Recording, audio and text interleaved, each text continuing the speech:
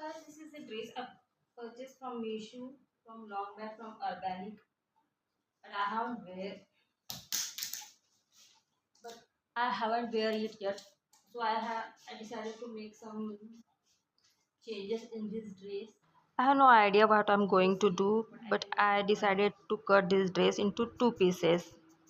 So I cut it from the middle of this part of this dress, and one crop top and one skirt I got from this dress. For the skirt, I got this black elastic and I stitch it to the bottom part. So the skirt and top, this is the one look is created. Crop top and this skirt.